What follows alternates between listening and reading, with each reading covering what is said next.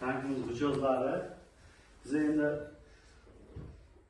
har oyda o'sha prezidentimiz topshirig'iga asosan 3 tajribasi asosida o'sha bankimizdagi bu mijozlarni chaqirib o'sha uchrashuv o'tkazamiz. Uchrashuvda maqsad nima? Uchrashuvda maqsad o'sha tadbirkorlarni ishini yengillashtirish. Nima qiyinchiliklarga uchrayotgan bo'lsa, o'shalarni shu bankning o'zida hal qilib berish bo'yicha uchrashuv o'tkazamiz. Endi bizlar sizga hozir kreditlar haqida tushuncha beraman. Hozir bizda hozir mahallalarga 12 ta mahalla biriktirilgan Yangiyo'l tumanida o'shalarga biznesga ko'mak bo'yicha 17 million so'mgacha 4 yil muddatga 25% dan kredit beryapmiz. Keyin ayollarga 23% dan beriladi prezident qaroriga asosan. Keyin 50 million so'mgacha bor. Maqsadi endi hozir chorvachilik, hozir tikuvchilik, har xil yo'nalish bo'yicha o'zini nima yo'nalish qilmoqchi bo'lsa, o'sha bo'yicha o'z-o'zini band qilib olaveradi. Keyingisi 50 million so'mgacha u ham shu mahalla loyihasi deyiladi. Kredit nomi plastikka tashab beriladi. Bu ham 25% da 5 yil muddatga beriladi. Imtiyozi. Bu ham chorvachilik olsa bo'ladimi? Bo'ladi, chorvachilik olsa bo'ladi. Keyin o'sha yakka tartibdagi tadbirkorlarga, emchilarga, fermerlarga, ularga 312 sonli qarorga asosan 100 milliongacha bezalog, o'sha fond qabul bo'ladi zalogga. Keyin 300 million so'mgacha garov bilan kredit beramiz. O'shanda yangi YTTM bor edi mana, Toshkentda TTZda Pavukada do'kon bor.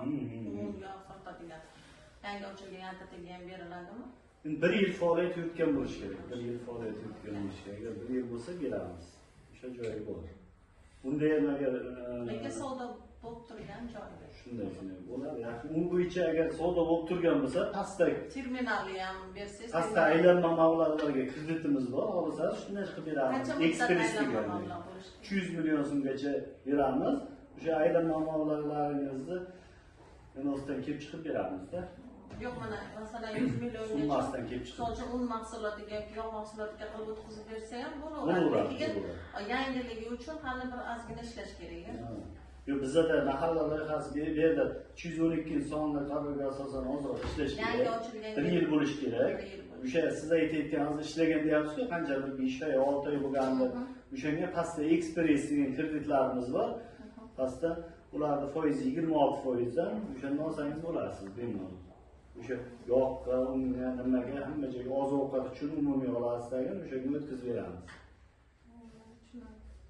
Avtokredit qanaqa? Avtokredit jismoniylarimizga bor. Yuridiklarımizga hozir bizga mana elektromobillarimizga bor. Elektromobilga oladiganlar bo'lsa olsin.